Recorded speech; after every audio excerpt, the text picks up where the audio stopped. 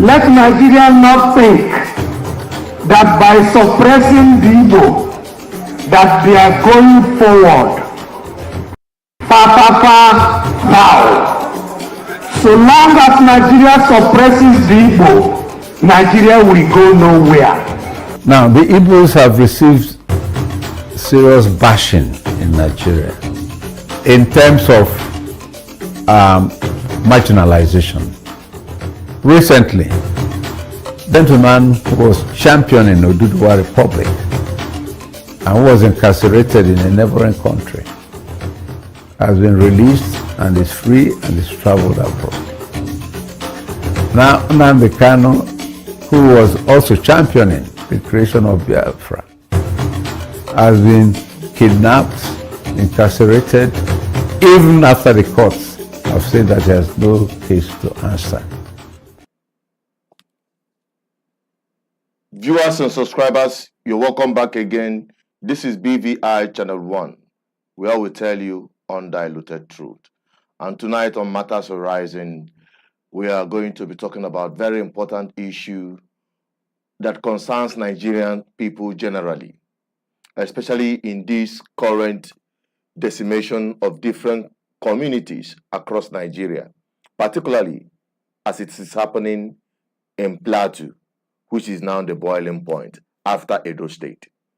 Now, I want us to refresh our mind what Igbo leaders said in some years back. They gathered to make a statement warning the Nigerian state about the continuous hatred of Igbo. And why is it that it is now a widespread outcry in terms of bad governance, in terms of insecurity that is ravaging the entire country? Because we're going to unravel the historical perspective to all of this. And I must say this program is not designed to blow up ethnic sentiment or bigotry, but to address issues the way they are. Now let's get down to that very video where the Igbo leaders made this statement a few years ago. I'll be right back. Let Nigerians not think that by suppressing the Igbo, that they are going forward. Foul. So long as Nigeria suppresses the Igbo, Nigeria will go nowhere. Because ndị Igbo na-atụ iluru na-asị onye ji mmadụ n'ala ji onwe ya n'ala. Ụlọ mmanụ olu mere Igbo ofu mana Igbo mere onwe fa nnụ. Igbos are people who obey laws. Igbos are not new in Lagos. Why is it that it is just now they don't know they have to get approval for land? They don't know they have to register land. Igbos have had properties in Surulere, in Yaba, in Ikeja, in Apapa, in Victoria, and Iko. Why is it? It's just now. The truth is that it is not good to continue to blame them. The only thing is, if they have heirs, the government has rights. Government, in my own opinion, have got rights anytime to take over any property for an overriding public interest. But government must pay compensation. We must do the right things all the time. When we are born, our parents did the right thing all the time. No matter the status we think we have achieved, can we please make sure that we leave anything that is unholy and do the right thing? The conferment of... I want to thank you for giving Nigerians Ufai Oseni. We are a very distinct group. In fact, the politics and the navigation of Igbos in Nigerian politics, if you ask me, I'll tell you it's predictable. They don't know their own. So what that means is that For anybody to wave off the Igbos and say, we can do that, it's not a good politics. So for a good mix, I'm a politician, I'm a practical politician, I'm a strategic politician with major steps. Give this people. Now, the Igbos have received serious bashing in Nigeria. Just look at me, sir. In terms of marginalization. This is a country that has survived going to 50 years after the Civil War, and people were given £20 no matter how much you had in the bank, and they survived with that £20 and are still standing. These were people that were promised rehabilitation, reconciliation, reconstruction, and all those who are practicing the breach. 50 years after, we are still fighting in the parliament for a Southeast Commission to do those three things that were promised after the Civil War in 1970. This is a people who, in the last election, showed that they have the population to vote in a president for Nigeria. Now, recently, the gentleman who was championing Oduduwa Republic and was incarcerated in a neighboring country has been released and is free and is traveled abroad. Now, Nnamdi Kanu, who was also championing the creation of Biafra, has been kidnapped, incarcerated, even after the courts have said that he has no case to answer. The Igbo see it as further telling them that they are second-class citizens in their own country, and there is a different treatment for them as compared to others.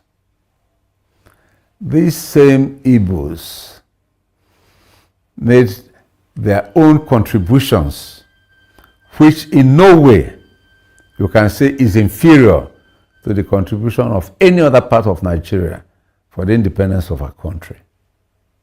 These are people who are they are lucky that God created them with the spirit of enterprise. And you have seen what I've done with their £20. Go around Nigeria and tell me how many cities you see that are as well developed as, even let's take the state capitals. Not to talk about going to the hinterland in Igbo land and see the mansions that enterprise has created. So the country has refused to use these people for the growth of the country's economy. If they allowed the Igbos to thrive and to influence others positively, rather than hounding them wherever they are, I think the country would have developed faster and better. Igbos created Lagos, Igbos created Abuja, Igbos created Kaduna, Kano, most of the country, Port Harcourt. And when you have such people, it is the country to use, for the country to use them to the country's advantage and not to continue to suppress them. So we feel very, very unhappy in the Nigerian state. But what we promise Nigerians is that we're not going anywhere. We're not going anywhere. We'll be here until we reap the full benefits of our contribution in building this nation. It is either a magnanimous, detribalized leader gives us what is our due, or by the grace of God, when we get there, well, if the current mantra is the only way people can get their due in Nigeria, when it is our turn, we'll see whether we produce an Igbo leader that will also follow that mantra and give the Igbos what they deserve in Nigeria. But we are not begging for pittance. We are not begging for something that we don't deserve. We are not begging that what belongs to anybody should be given to us. No, give us the freedom to be equal partners with every member of this nation. Allow us to grow and thrive freely in our own country, and allow us to occupy positions that are valuable to every citizen of this country to occupy. So, in a nutshell, we're asking for equity. We're asking for fairness. We're asking for justice in Nigeria. That's all. Nothing more than that. As long as we have these three, equity, fairness, justice, an Igbo man will thrive even in Iceland.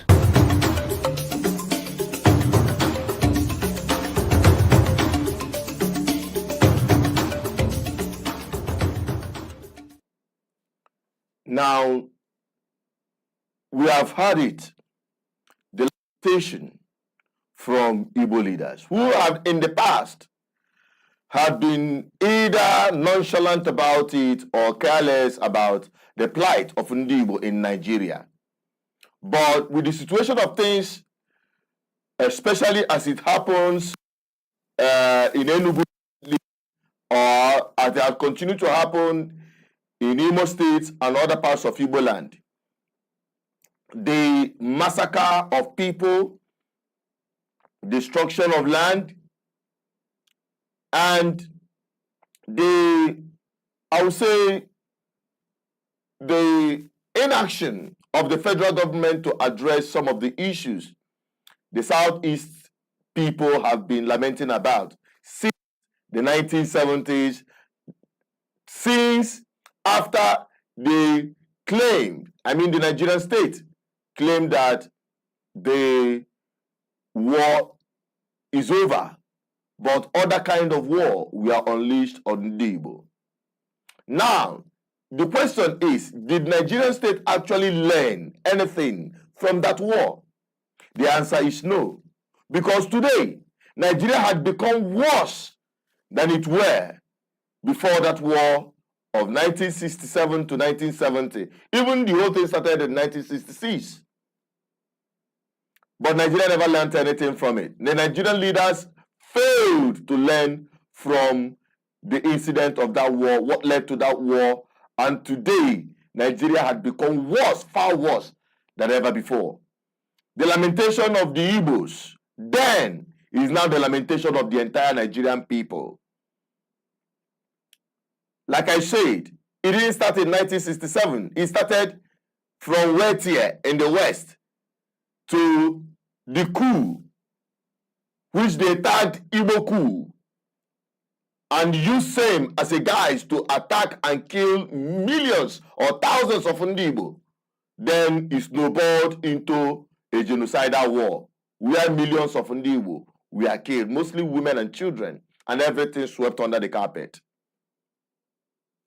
Even from the war itself, after that war, I remembered the words of the legendary leader of the Biafran people, Philip Effiong, when he was handing over the notes and warning the Nigerian state, if they do not address or treat the children of these people, then they should expect the worst. And today, maybe they thought it's going to come from the east. It is now happening everywhere in Nigeria. Talking about the massacre happening across Nigeria. It's no longer targeted on Igbos alone, but every ethnic nationality is feeling the heat in Nigeria today. Just recently, we saw the one that happened because of the restiveness and the trust level have been broken down among different ethnic nationalities, that anyone that they now see or perceive from being from the north is tagged a bandit and is vulnerable to be mobbed or killed at any slightest provocation or incident. Today, communities are being ransacked, and the man that led that genocidal war against the East, talking about Gowon, His community is being decimated and he's nowhere to be found. Why? Because he has relocated to UK, where he's living now. While his people are being killed and massacred, and they are helpless. They are helpless because even their governor said it during his interview after the people took the bodies of those that were killed to his doorstep. Let us review that video, what happened in Plateau State. I'll be right back. And don't forget that this is streaming live on all our social media platforms, on our Facebook page, on our Instagram, and also on our YouTube backup channel, BVI Channel 1+. So you can connect with us and be part of this very crucial conversation, because all Nigerians are being affected by this. Let us take the story of the incident that happened in Plateau State. Then when we come back, we'll open up the lines for you to call in. I'll be right back. Don't go away. They pick this one in this one has green color. This one has green color.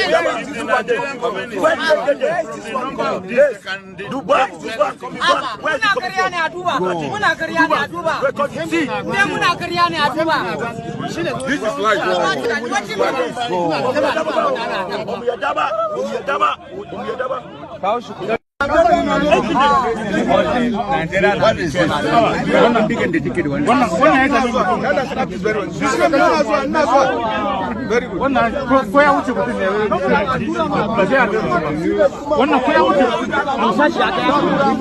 handle the situation. Now that is one of the dead bodies. They are offloading the dead bodies. I think the central idea here is to keep the dead bodies in front of the government house. Viewer discretion is strongly advised. These are corpses. These are corpses. Pregnant women. Look at this. These are corpses.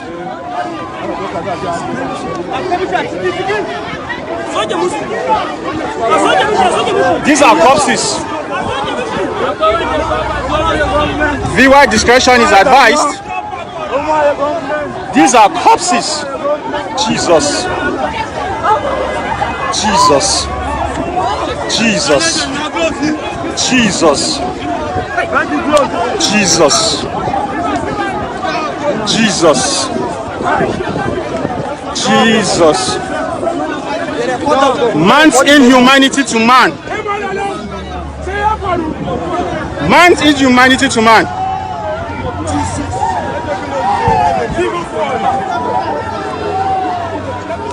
Man's inhumanity to man. Some were shot, macheted.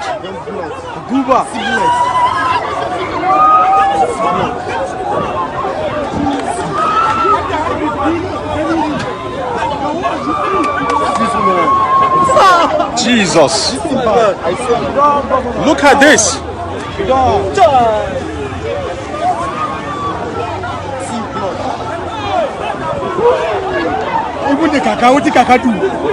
Jesus. Obey me.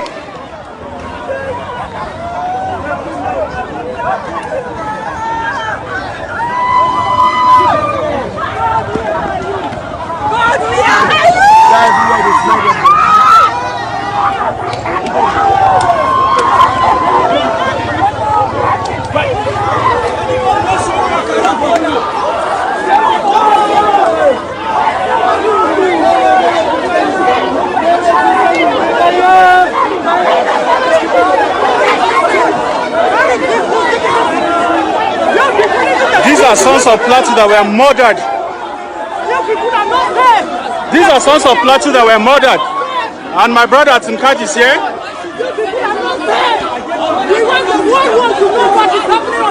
Yes. Yes.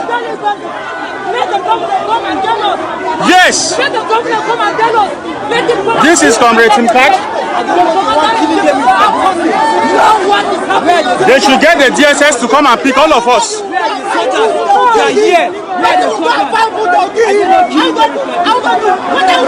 This is in Plateau State.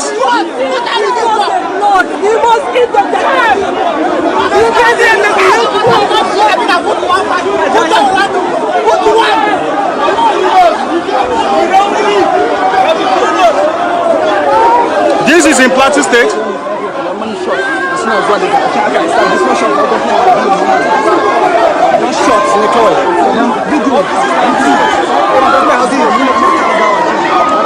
They are bringing the corpses to the front of the gate of the government house.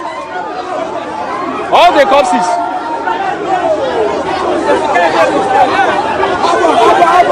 This is the Plateau story. This is a story you will never get to hear anywhere. This is the Plateau story. This is the situation on the Plateau. This is the just story. This is the Plateau story. We must tell our stories ourselves. This is the Plateau story. Innocently, people were kept at home.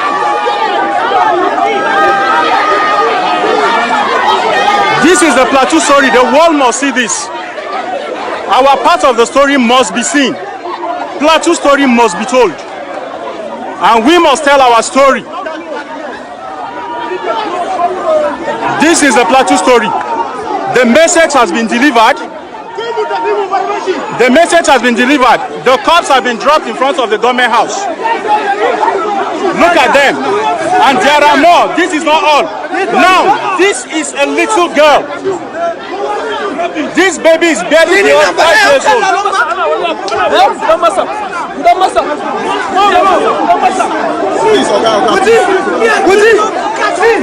This is a Plateau story. The message has been delivered. The message has been delivered. We will be living here now. The message has been delivered.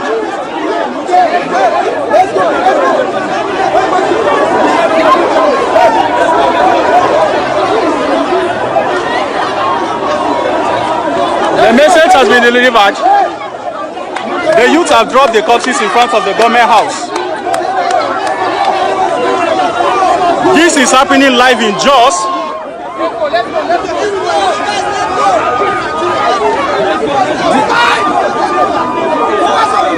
This is the Plateau story.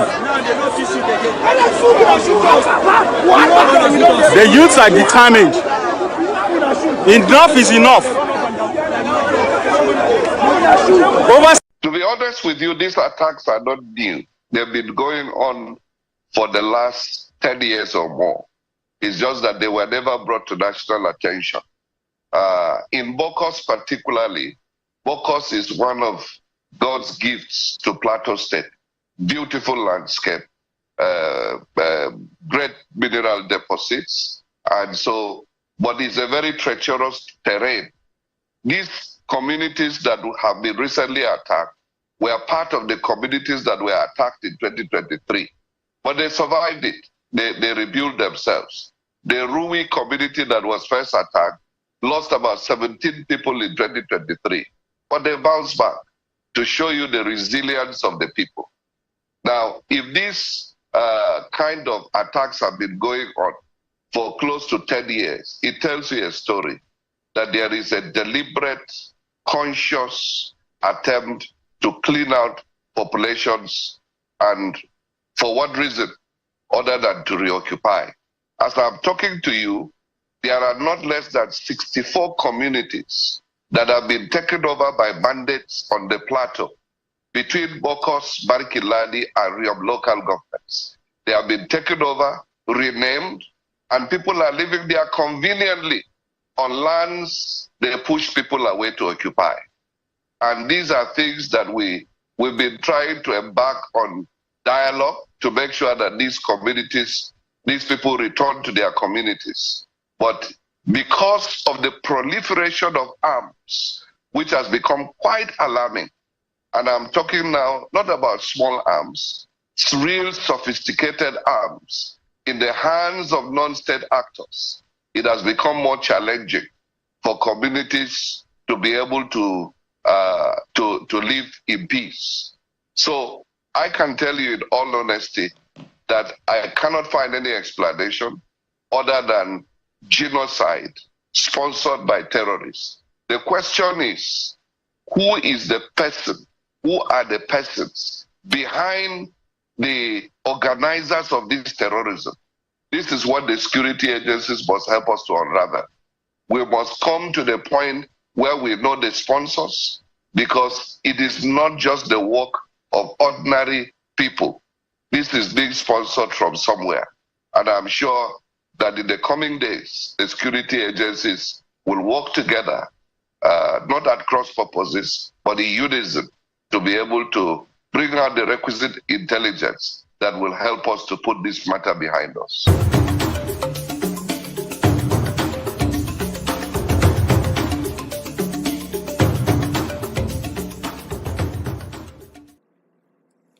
That is it. What a situation as we have been experiencing in Nigeria today. Now the lines are open. If you want to join this conversation, you have anything to say, you can drop it on the comment section, and as well you can call the numbers on the screen, +234-810-4545-533, so that your voice can be heard. It's not just about the Igbos. Now, the entire Nigeria is feeling the heat of the mistakes of the Nigerian state. Since after that genocidal war, they never learned a lesson. The leadership of the country called Nigeria never learned a lesson. And that has degenerated into something that is uncontrollable, that even state governments are helpless, just like you had their governor say. And the man who led that war of genocide against the Igbos, the Biafrans, have run away from his community. He didn't just run away from his community, he ran away from his state. He didn't just run away from his state, he ran away from his country. Now residing in the UK, talking about Gowan. Whereas his hometown, his home state, is the boiling point. Nigeria never learned a lesson. What led to that war?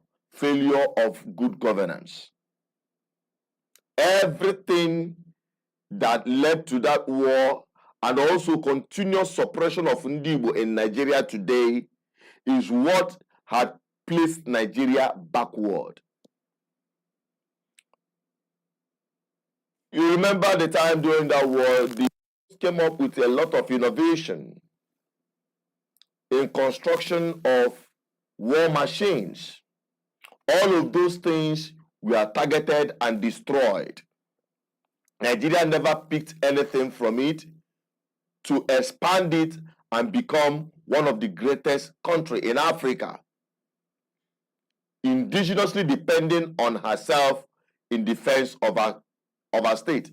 Today, Nigeria is buying obsolete weapons to fight well-equipped and sophisticated armed bandits, as they call them, as they baptize them, because we know they are terrorists. We know they are jihadists. We know they are land grabbers. And you know the federal government, for you to know that they are not serious about putting a stop to this carnage, they refuse to shut the door. And what is that door? Open grazing. Open grazing had been the nerve center, the epicenter of this whole massacre. And the government is doing nothing about it. The federal government. And when we from the south accuse the north of being complicit, especially when you have a Fulani president during Buhari's tenure. Today, what has changed? So it is not just only about the who is in power. Even if it is an Igbo man that is in power and failed to do the needful. And what is that needful? Restructure Nigeria back to regional government. That is irreducible minimum. So that people can tackle their problem locally.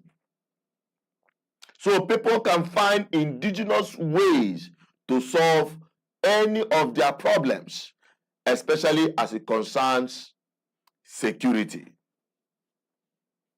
So, like I said, the Nigerian federal government learned nothing. They were just busy trying to undermine the impact and the role Igbo are playing in Nigeria. Okay, talking about the economy. Because they want to strangulate the East, they make sure that all the seaports working in that axis, called the territory of Biafra at that time, from Niger Delta region down to Southeast Gogo, they make sure that no seaport is working there up until recently. And up till today, it's as good as nothing. It's as good as nothing. Common pipe gas pipeline, of which they are extracting huge deposit of natural gas from the east and also from the Niger Delta regions. What have they established to boost the economic situation of the people? Nothing. Just in order to punish the Igbos, just in order to make sure that Igbos doesn't progress, they are strangulating the entire people in Nigeria. Economically, Nigeria is nowhere. They are nowhere. How can you progress? We are no longer talking about the situation whereby they say that an Igbo man will never be president of this country. And they've used that as a political game and tool to deprive any possibility of an Igbo man emerging as Nigerian president. Before now, because Nigerian people have now reason to know that these are the games of the political elites working against them, irrespective of pushing this ethnic jingoism or religious bigotry. Today, Nigerians are feeling the heat of economic backlash. Even the people, they are not even learning. How is it that the people that they deprive of everything, they reduce to 0.000? Economically decimated, infrastructurally decimated.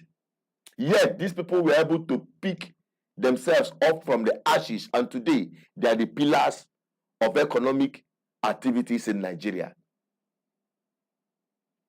Yet Nigeria have not learned their lesson. Nigeria have not learned their lesson. So because of this hatred, Nigeria have remained far worse than it were. And no wonder when Abaribe was making his statement, he said that onye ji onye nane ji onwe, onye ji mmadu na ana megini ji onwe. Meaning literally that if you are holding someone down, pinning someone down on the floor, you are also holding yourself down on the floor. And that is the summary. So I just hope that Nigerian people understand this and they are able to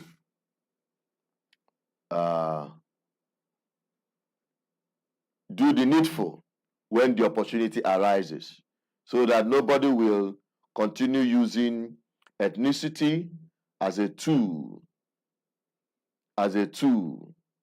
okay, during elections, and you will be the ones that will suffer it. We are going to go to the comment section in case you want to call. The numbers are open for you to make your contribution. The numbers remain +2348104545533. Okay, we'll take your calls as they come in. We'll take your calls as they come in, and we'll also go to the commentaries so that we'll be able to read out some of the comments that are valid. All right, the comments we have here, Motown said, sure, we are not going anywhere. He's talking about Nigeria. Love Daniel said, "Okay, it is time to use your platform for Biafra." This one is still living in emotional sentiment. Well, Love Daniel will appreciate you, but what we're talking about is the freedom of Nigerian people from Nigeria, including Biafrans, including the Oduduwas, including the Arewas. Everyone is trapped in this country. And on this platform, we are the voice of the people, irrespective of wherever you're coming from. Yes, I'm a Biafran. And whatever that concerns Nigeria concerns Biafran people. Okay? So let us quickly take the first call for today. Hello, good evening. This is BVI Channel 1. You're live on the program. Your name and where you're calling from, please. Yeah, I'm reaching you from my name remains in Igbo. Based on this very topic, I greet everybody wherever you are hearing my voice. This is a very interesting topic. Makana, one of our proverbs, Sina Oteji Mada Tada last. If you want to do something, maybe you want favor from somebody, then you turn it to be a wicked somebody so that the other person will succumb. Probably that thing will bounce back to you. All these Igbo hatred since 1969, I can call it 1969, because they said the Civil War ended 70 years. We know what we passed through. We fought for 3 years, but God is with us. And when we got our majority, just because of that wickedness, they don't want to come out and say the truth. Now you saw what is happening in Plateau State. Last time, T.Y. Danjuma came out and told his people, this is not defense, but attack them. Attack those your enemies. You will know how to go something to attack them. But it is one of the reasons that they still kept Nnamdi Kanu into dungeon called DSS. Okay, last time they wiped out Benue State. Everywhere, no exception here in Nigeria. Last time we saw one of the Fulani are eating human being, roasted human being, eating it like an ordinary chicken because they say they are hunters. Now, we don't have seaports. Are we progressing in Nigeria? No. Southeast and South, we are the people that makes Nigeria to be one. They did everything to see that they wipe out from this earth, but it's not possible. God is with us. We don't have wars. How the key important position in Nigeria? The fact that Igbo person can never spare that position from head to toes. And we saw such during Buhari. Now, during this present president, we saw it because of that trend. And still, Nigeria are going backward. They introduce something Rugas. What is Rugas? What is sugar? What is sugar? Are they providing or producing anything from cow? The answer is zero. Why other Western world, where you will see how they are doing with their cows, you know that they mean business. Do we have pharmacy? No. ID camp everywhere. They just kept quiet now. They are all feeling the heat. Until they stand up and do the needful. IBB wrote one novel last time. Obasanjo testified his own. But the major person, the major genocidal somebody, go on. Look at what the Fulani, those their brothers, they accommodated. They used to fight us. See what they are doing to his people. There is something we call law of karma. They use Benue State to fight us, but all those areas, they are now receiving what they planted against somebody. Up to tomorrow, they can never learn their lesson. Nigeria, to me, Nigeria has finished because nothing is working again. You wicked Igbo people, last time you delete video said they will wicked Igbo through their economy. Everywhere, they will burning, demolition and this thing to see that they wipe people out. You can never wipe people race out until they confess, they do the needful, and they call round table. They have to come out and tender apologies to Igbo. Minus that, I don't know, because God is watching. I rest my case. Thank you very much for your submission. Thank you so much for your call. We appreciate that. That's from Nkiru, who called us from Mpo. You can call to make your submission. We are still live on Matters Arising. Although today is not supposed to be Matters Arising, but this program has been prepared since Tuesday. But because of technical problems, we were unable to come live, and we decided to push it through today, as we were able to get some of the problems fixed. So that's why we are doing Matters Arising today. That is Friday, which is supposed to be GGM hour. But nevertheless, what is important is the message. Very, very crucial. Nigeria is bleeding. Nigerians are dying. But the government seems to be helpless. What more? What more? So let us quickly take a look at some of the commentaries from the comment section, so that we know the feeling of the people with respect to these issues. All right. Harry Oranwa said, Buhari asks you to give his boys land to settle, and you die. So go ask Buhari who the sponsors are. Well, I don't know who he's referring to. Maybe the governor of Plateau State. Well, we have Super Duper Cool Account. He said, it is so sad that they have destroyed Nigeria in their quest to destroy the Igbos.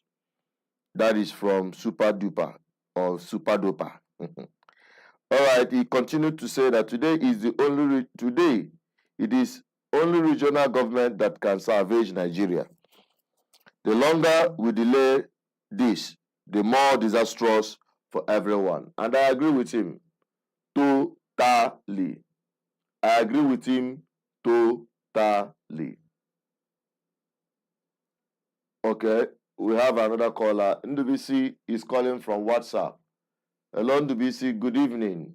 This is BVI. You can just continue by making your speech. Hello, good evening. Can you hear me? Yeah, I can hear you, although quite faintly. Hello? I can hear you. Go on. Hello? Can you hear me? Hello? Can you hear me? I think he's having problem calling. Maybe he was supposed to join us through his normal channel of joining us. Well, the lines are still open. If you call, we take your call. All right, we are still on the commentaries from our YouTube channel. So according to Super Duper, I agree totally with him, and that is my position personally, and the position of many well-meaning Nigerians who still hung on the hope of saving Nigerians from Nigeria. And that's the bottom line. Okay?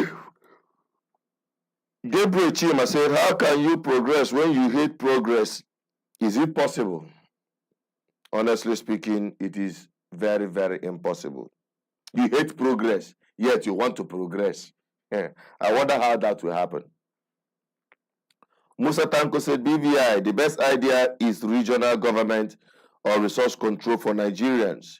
I agree with you, Musa. Do you see what I'm saying? So it is not just about ethnic agitation. It is a collective thing, because every Nigerian, whether you are Duduwao, whether you are Arewao, whether you are Biafrano, every one of us is victim of Nigeria. And today, it's even far worse than even those who hated Igbo in the past. So our brother Musa, you are right on point. Regional government or nothing is the irreducible minimum that can give Nigeria soft landing so that Nigerians will be able to solve their problems, especially the matter of insecurity. And Dino said, Musa, you are right. Regional government of 1963 with amendment. Okay? So it is, he said, regional government that control resources is the sure way to go about it. And that is the truth. So what Musa said here and what other people said here in the comment section is actually the solution to the carnage happening in Nigeria today. The lines are still open, and we don't intend to keep this program too long, because if you don't use mirror to watch, to take a look at your watch that you are wearing on your wrist. The problem of Nigeria, you don't need too much language or turenchi, because a lot have been said already. Now, let us dive into talking about regional government. How would that happen? Because some of the people who are even agitating for complete separation of Nigerian people along indigenous lines, talking about the Oduduwa, the Ayawa, and the Biafran people. How would that even happen? How would that even unfold? So that is what we're talking about. How would that happen? It's not just about whipping up sentiment and emotion. It is a process. And we've been teaching this process here. And that process cannot be possible without the participation of the people. The people must be the engineer force of that process to kickstart. It is going to be a revolutionary process, because the hijackers of Nigeria, the rulers of Nigeria, those are considered the principalities and powers of Nigeria, the political class, have vowed that they will keep Nigeria the way it is, because it is working for them. It is working according to the template of which it was established. Remember, Nigeria was established for colonial purposes, and these guys have become the new colonial masters in Nigeria today. They are the new colonial masters, and the rest of Nigerian people are their subjects. And this political class, at that level of the operation, they don't recognize city or religious sentiment. At that level, they work together. They are not even differentiated from political party, because they have the same agenda and ideology. Okay? But coming down to the people, they build that wall of ethnicity and religion and use that to do what they call divide and rule, and keep the people confused, people fighting and killing themselves. Whereas they take the plunder from, they take the proceeds from the plunder they have done to Nigerian people. So that is just it. So if we're not getting more reactions or more commentaries, then we may call it a night, because we have done justice to this very issue. But before we wrap it up, I want us to review these issues, both from the perspective of the Igbo leaders, and which reflects the opinion of many in the Igbo, then to the boiling point of where Nigeria is today, talking about insecurity. Let's get to that video, and when we come back, we'll just wrap it up and call it a night. Let's get to that video quickly. I'll be right back. Let Nigeria not think that by suppressing the Igbo, that they are going forward. Foul.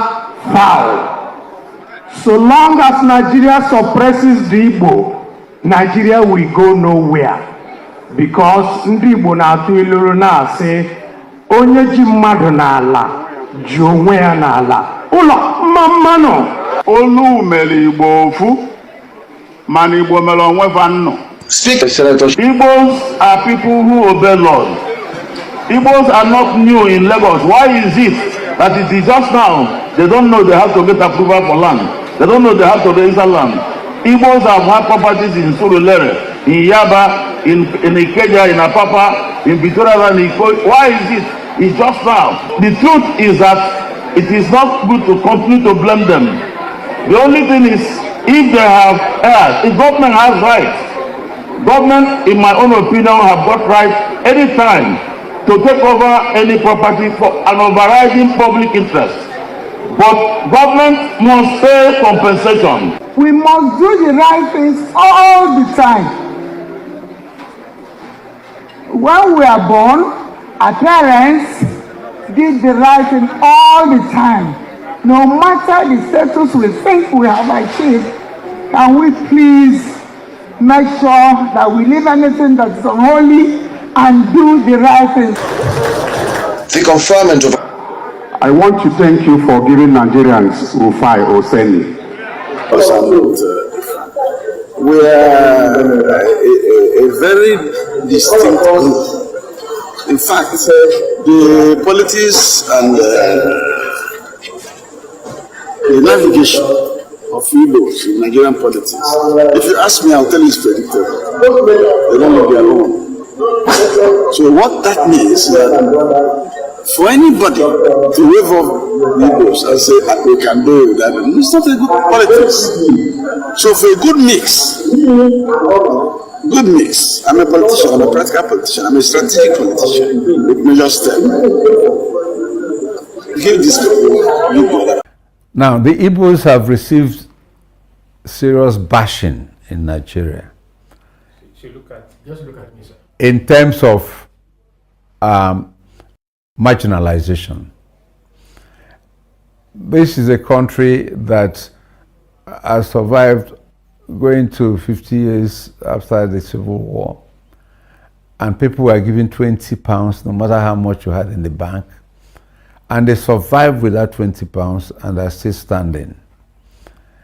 These were people that were promised rehabilitation, reconciliation, reconstruction, and all those who are practicing the breach. 50 years after, we are still fighting in the parliament for a Southeast Commission to do those three things that were promised after the Civil War in 1970. This is a people who, in the last election, showed that they have the population to vote in a president for Nigeria. Now, recently, the gentleman who was championing Oduduwa Republic and was incarcerated in a neighboring country has been released and is free and is traveled abroad. Now, Nnamdi Kanu, who was also championing the creation of Biafra, has been kidnapped, incarcerated, even after the courts have said that he has no case to answer. The Igbo see it as further telling them that they are second-class citizens in their own country, and there is a different treatment for them as compared to others. These same Igbos made their own contributions, which in no way you can say is inferior to the contribution of any other part of Nigeria for the independence of our country. These are people who are they are lucky that God created them with the spirit of enterprise. And you have seen what I've done with their £20. Go around Nigeria and tell me how many cities you will see that are as well developed as even, let's take the state capitals. Not to talk about going to the hinterland in Igbo land and see the mansions that enterprise has created. So the country has refused to use these people for the growth of the country's economy. If they allowed the Igbos to thrive and to influence others positively, rather than hounding them wherever they are, I think the country would have developed faster and better. Igbos created Lagos, Igbos created Abuja, Igbos created Kaduna, Kano, most of the country, Port Harcourt. And when you have such people, it is the country to use, for the country to use them to the country's advantage and not to continue to suppress them. So we feel very, very unhappy in the Nigerian state. But what we promise Nigerians is that we're not going anywhere. We're not going anywhere. We'll be here until we reap the full benefits of our contribution in building this nation. It is either a magnanimous, detribalized leader gives us what is our due, or by the grace of God, when we get there, well, if the current mantra is the only way people can get their due in Nigeria, when it is our turn, we'll see whether we produce an Igbo leader that will also follow that mantra and give the Igbos what they deserve in Nigeria. But we are not begging for pittance. We are not begging for something that we don't deserve. We are not begging that what belongs to anybody should be given to us. No, give us the freedom to be equal partners with every member of this nation. Allow us to grow and thrive freely in our own country, and allow us to occupy positions that are valuable to every citizen of this country to occupy. So in a nutshell, we're asking for equity. We're asking for fairness. We're asking for justice in Nigeria. That's all. Nothing more than that. As long as we have these three, equity, fairness, justice, an Igbo man will thrive even in Iceland.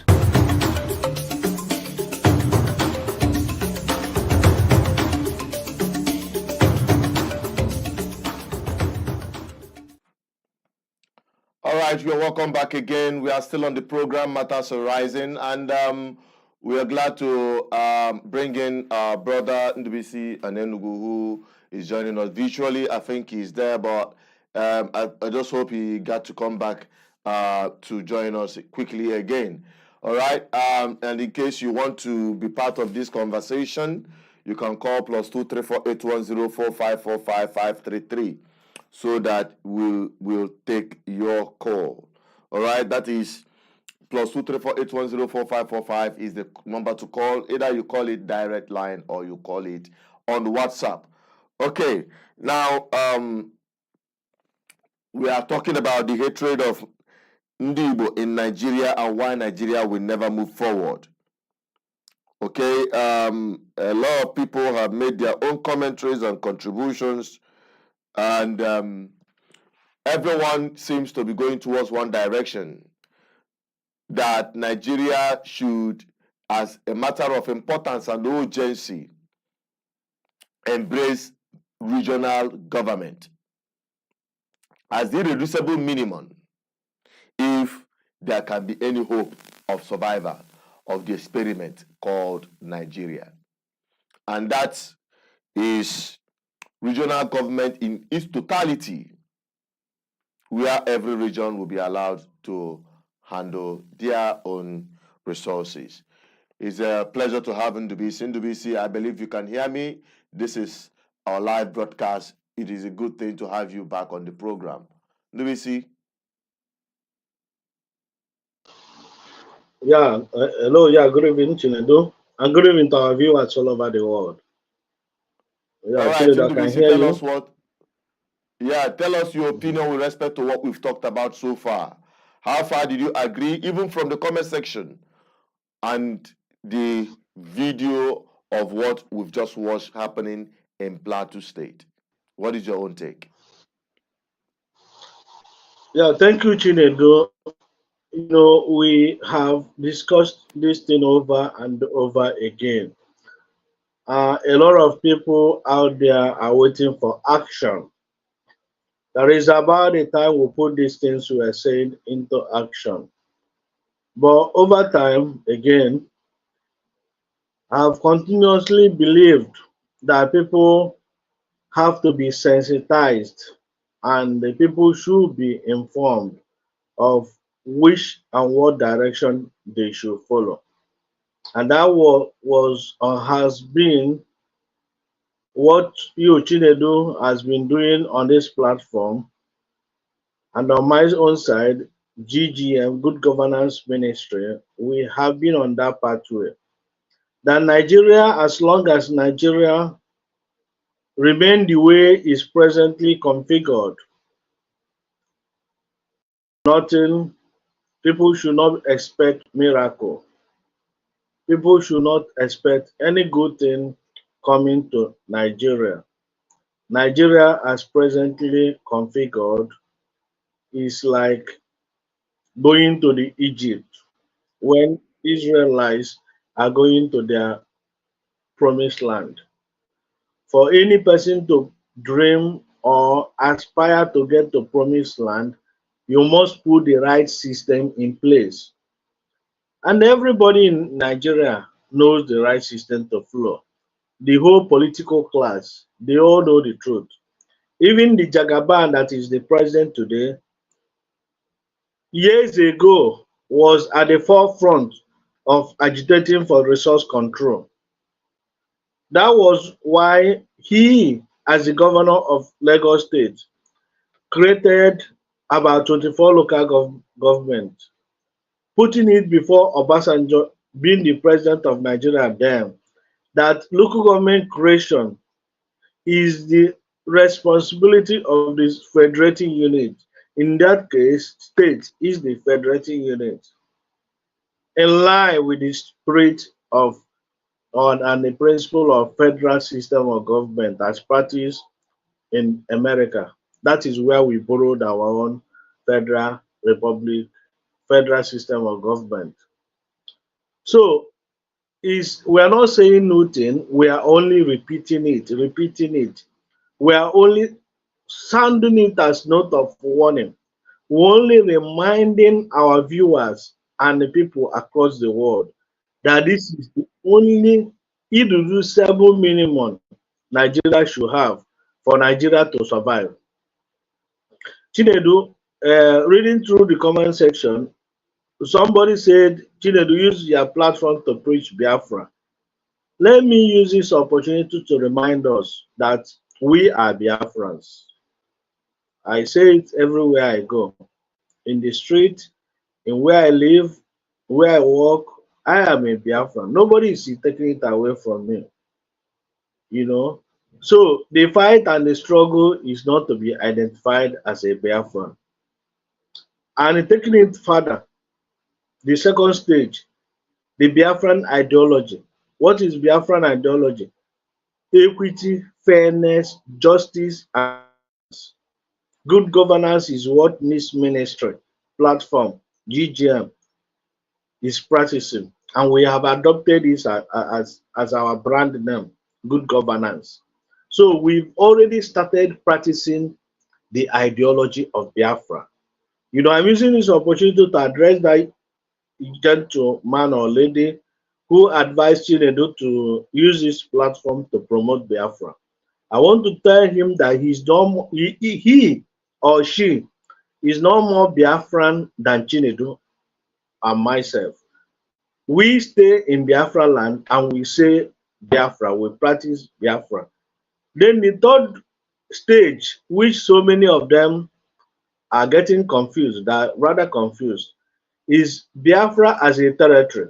And Biafra as a territory is a process. It's not what you do will come here every day be singing, let's control our territory. You don't control territory with your mouth. Territory, you control territory with political process. You have to take over your environment politically. If Ojukwu was not in charge of Eastern region, he wouldn't have declared Biafra as a country, because there's a difference between Biafra as indigenous identity, Biafra as ideology, and Biafra as a nation, as a territory. So we have achieved the first stage.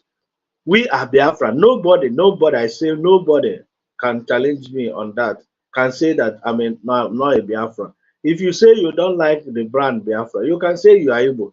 I don't have any issue with you. But those who believe that there was a country that existed between 1967 to 1970, and millions of people died under that canopy. And of course, many people were born under that country or nation called Biafra. My elder brother was born 1967, and his own baptismal card read Biafra as his own nation. So you cannot jettison that indigenous identity or a country that existed for 3 years. That country existed. So Biafra as indigenous identity existed. And then Biafra as ideology. That was the essence of going to the war. Because we are not seeing Nigeria, or we didn't see Nigeria as a place that will give us that justice system, that good governance, that equality before the law. That was why we opted out. And up till now, we have not seen it. So that Biafra as ideology is what we are preaching and we are practicing. The third stage, which is Biafra as territory, is a political process. So I have taken time to address that one. Chinedu, as for what is happening in Plateau State or everywhere in Nigeria, is expected. It's not unexpected. It's not unexpected because Nigeria is not a nation state. Nigeria, as presently configured, as I'm repeating myself, I'm not expecting miracle. Everybody should take care of himself or herself and try to play safe. Because the way it is, if you die now, you die for nothing. Nobody will come and protect you, not even your state governor. Your state governor will issue a statement, may his soul rest in peace. That's all, you'll be forgotten. So we have to protect ourselves, we have to defend ourselves using by all means possible. So let me pause for the meantime. Unless if I have another question, Yeah, there are lots of things. You know, when Abaribe was making that statement some few years ago that Nigeria will never move forward, holding Igbo down. In highlight on the areas they are holding Igbo now as a village economist. And why is it that Nigeria had never learned from the war up to today? Your own opinion on that. All right, Chinedu. Let me quickly tell our viewers that in Igbo, as per in Igbo, they said, "Onye ji onye n'ala ji onwe ya n'ala." That is, if you are holding somebody down like this, remember you work hard and struggle in order to cage the person or pin the person down. As you are pinning the person down, you are also pinning yourself, because if you make an effort to release the person, you know, you also release yourself. So when you ask me as village economist, how is Nigeria holding all of us down? To start with, before the Civil War, 1966 Republican Constitution, we have regional system of government. You know, Southeast economy was then adjudged to be the fastest growing economy in the whole of Africa. Some say the whole world, based on so many economic indicators. Southwest, of course, Southeast, palm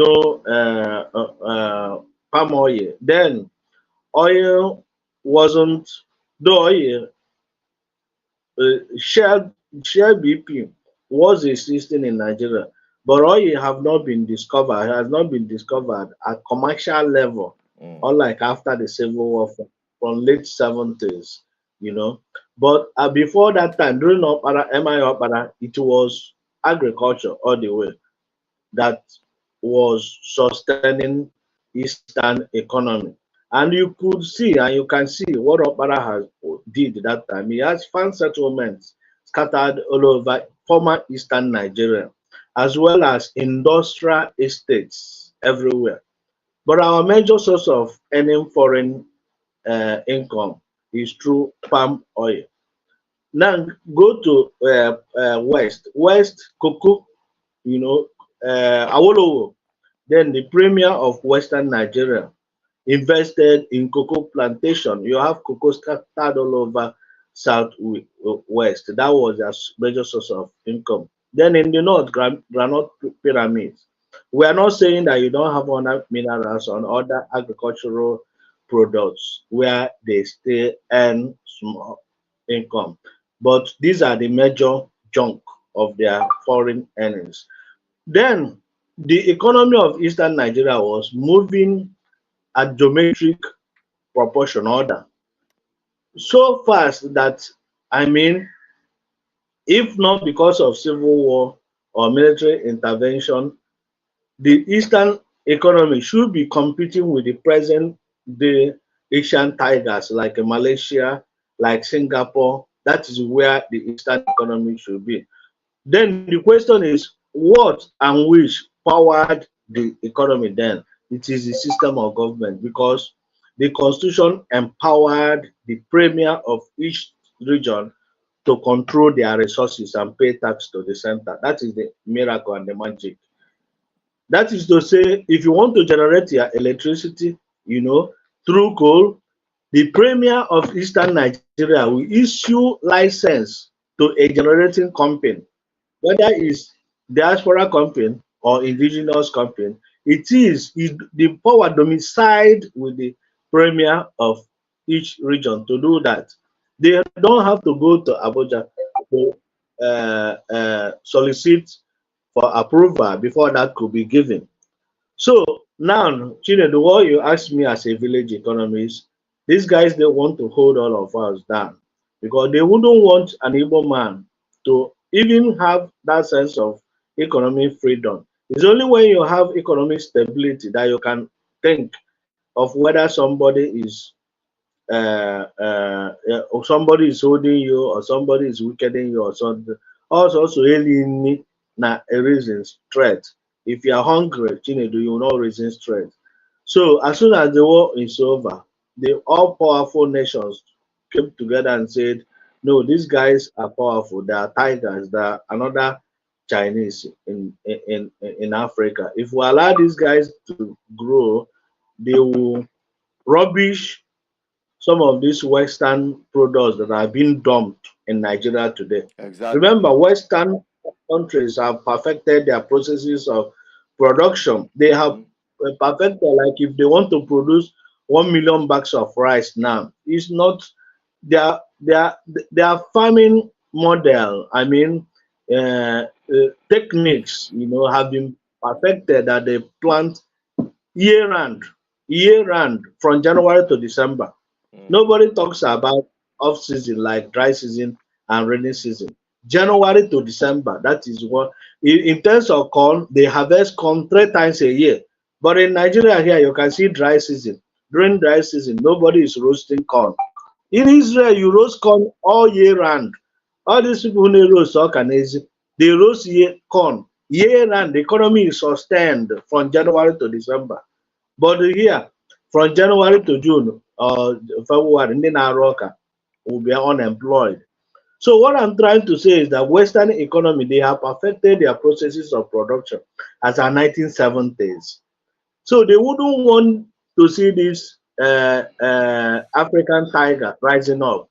Remember, when Biafra rise. Africa will rise. When Biafra dies, Africa dies. Exactly. So the Western country is aware of this. This is what they perfected, and they said we have to hold these people down.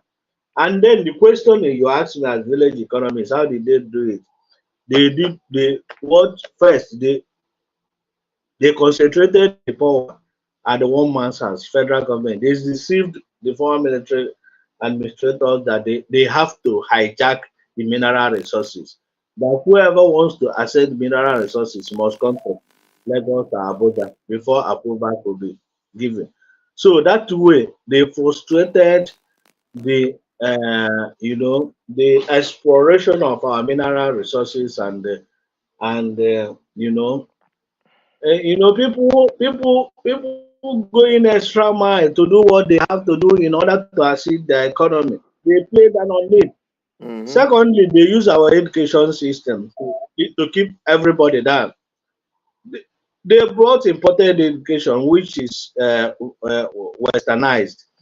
Since because I told you that Western countries have perfected their processes of production, they no longer have issue with production. What they have issue with now is sell. How do we sell these our surpluses? Then Africa becomes the non dumping ground. Then we have the package education system that will cage their brain so that they will not think outside the box. Make us a consuming countries. Make us just Yes, consumers. education system that will package their brain, that will stop them from innovation, sense of creativity, innovation, risk. That's what they did. They give us syllabus, education, curriculum. On reading through education curriculum. I need to be see again to the point that some school prize themselves with the name British this, Korea that, American this, in the name of they are, in tune with Western education. Whereas they are not solving any local problem. Now, can you see how stupid our people are? Can you see? Even my small girl here, she wants to speak Queen's in English, being educated, being British, even in their not primary school, where you pay where you pay a lot of money to learn Oyibo language, how to speak. I'm telling you. So Chinedu, on serious note, this is a serious business. We have to understand where our problem lies and where it started and how to forge ahead to break it. But it's not easy because this thing is institutionalized. This thing is not something me. If I go to university, I'll tell them I want to change it. You can't change it, You can't. It's a political decision. So apart from the education system, the third one is our financial system. Chinedu, I worked in the bank over the years.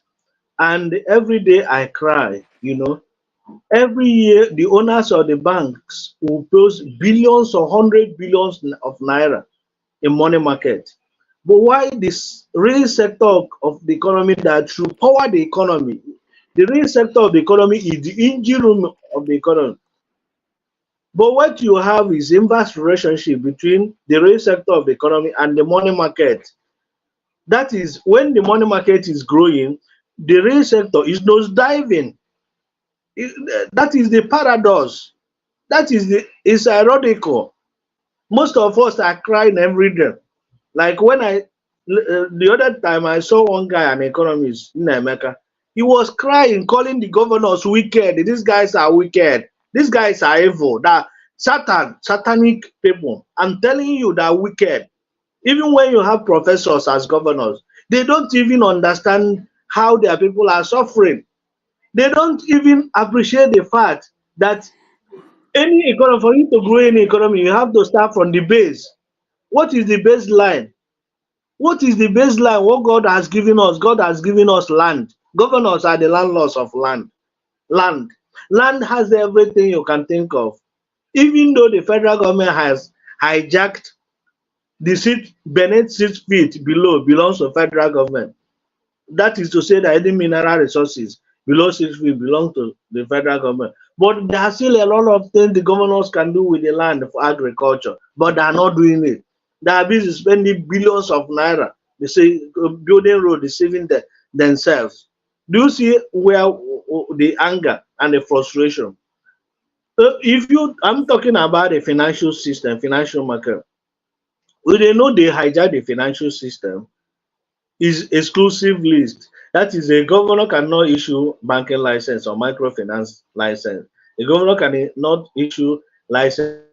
Governor can creatively go to bond market, raise bond. They can, through their good way, raise money, remittances from diaspora. No, nobody will stop it. A governor can creatively raise funds without passing through central bank. But I don't do it. I'm giving solution, Chinedu. I'm also identifying the problems. because without funding, you cannot power development. You cannot develop your place without funding. I mean, cheap funding. It's not funding when Soludo said last time he has offer for 100 billions of naira. But when he looked at the condition, it wasn't attractive. But he can only borrow if he sees a business that will give return on investment in the short term, meaning 2 years or within 4 years that his tenure is, that he cannot borrow 100 billion for long-term investment, meaning that you will leave it for other people to pay. Though to me, it's not wise decision because to me there are a lot of things 100 billion naira can do to jumpstart the local economy in a state. But Chinedu, what I'm trying to say is that finance is key in any governmental setup or private sector setup. But now, the owners of the system, which I said the Federal Republic of Nigeria is faulty, hijacked it and put it into under the exclusivity. That is the exclusive list of federal government. With us or having power, independent power to issue their own license to operate at least state microfinance bank. All what you have to do is to be playing politics with the center so that you will not have issue with the federal government. Because if you have issue, they will not give you such license. You talk of airport, you talk of seaport, you talk of railway. It's only last 2 years that they removed railway system from exclusive list to concurrent list. Yeah. They removed electricity from exclusive list to concurrent list. They removed prison from exclusive list to concurrent list without removing mineral resources from exclusive list. Where do you expect to access funding? Exactly. To fund, You still depend on the central. You go back to Abuja again. It you is still the still same. depend. So these guys are smart, but for you to handle this present system the way it is, you have to be smart.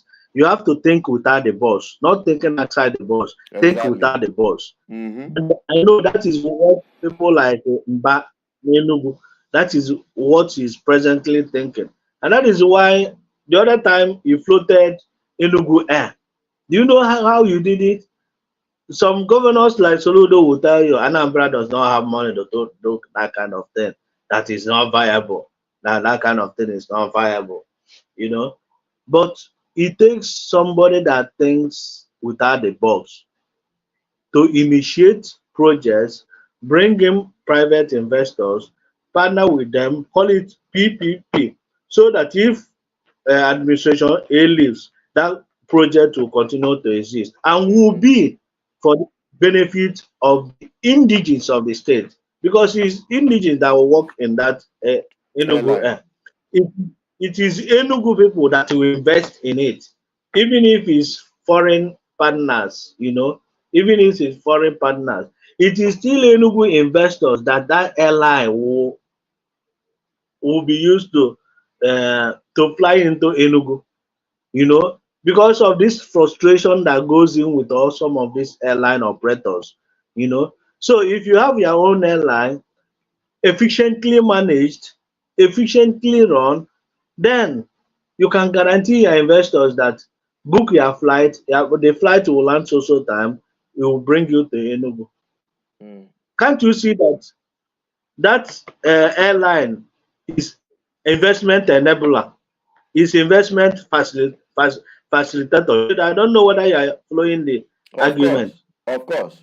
It is an enabler to other big things that will happen in Enugu State. So Okay, go on. We'll have you back. But we'll be wrapping up. We'll be wrapping up because Isaac Toban Gugua or the Kwatu Ominimius. So let us. no. The Ngugu, Chinedu, can you hear me now? Yeah, go on. So what I'm saying is that the system we have now configured is colonial masters induced system to keep the Igbos down. And it's the same system from 1970. That is the same system you have now. You could imagine Tudimbuku is the president appointing INEC chairman. Somebody Yebugi referee. Somebody between your enemy and yourself will be the person that will appoint your friend to be the judge. Chinedu, how do you expect miracle? How do you expect miracle in 2007? And the same Tunimbu appoints the Chief Justice of the Federation, appoints Supreme Court judges, though they will tell you the recommendation of NGC or BNGC or NGC, Nigerian Judicial Council recommendation. Who appointed the Chief Judge? Who appointed the Chief Justice of the Federation? Who is the chairman of that NGC? So they will say it's through the recommendation of NGC. President appoints the judges of the Supreme Court. See, with all these processes, we are deceiving ourselves. Let not be excited going into election in 2027. If all the opposition parties know what they are doing, they should insist that this present constitution must be changed. The process of selecting INEC must go. The process of appointing judges, that the should not have hand. In fact, it should be the college of all the political parties. All the political parties should appoint who is their referee. Who is their referee? And so without that, my brother, those saying we should use this platform to preach Biafra might be mocking us, saying that is it not what I told you? But I have bad news for them. If you are talking about Biafra, it's a political process. Biafra cannot exist in isolation. Biafra cannot happen. Biafra, you guys must come in and join us to push these criminals parading themselves as our political leaders. They are wicked, evil criminals. They know the right thing to do, Chinedu.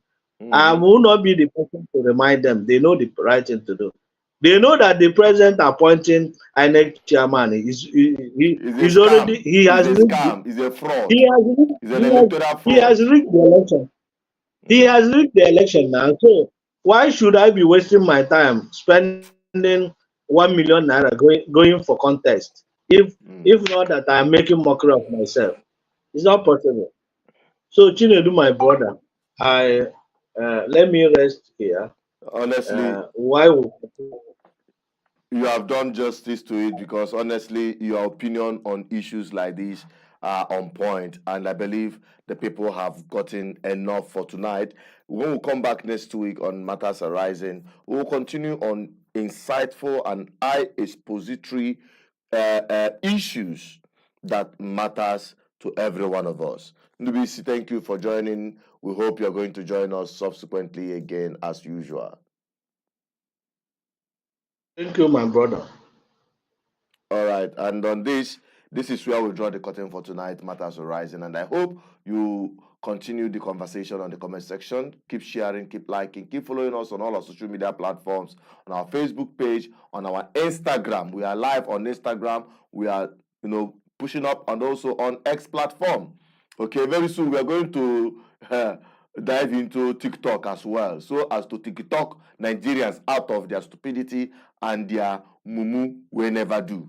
Okay, so all of that is what we're going to be unfolding through our various media platforms, and on our YouTube channel. I will admonish you, if you're following us on our main channel, please subscribe on our backup YouTube channel, BVI channel 1+. Makada mama. Even Diana Chwana Droma. Okay, so we must be steps ahead of them. So we admonish you to look out for that BVI channel 1+, PLUS, BVI channel 1+, so that you will not be cut off anytime, and you'll be, properly informed every time. And on this, I want to appreciate those who are watching also from Facebook, and also those who are watching from Instagram, and those of you who are watching from here and our backup channel.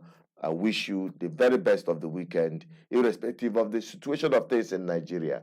Thank you very much, and stay connected. I'm signing out. Have a wonderful weekend. Bye-bye for now. Let Nigeria not think that by suppressing the Igbo, that they are going forward. Foul. So long as Nigeria suppresses the Igbo, Nigeria will go nowhere. Now, the Igbos have received serious bashing in Nigeria in terms of marginalization. Recently, the gentleman who was championing Oduduwa Republic and was incarcerated in a neighboring country has been released and is free and is traveled abroad. Now, Nnamdi Kanu, who was also championing the creation of Biafra, has been kidnapped, incarcerated, even after the courts have said that he has no case to answer.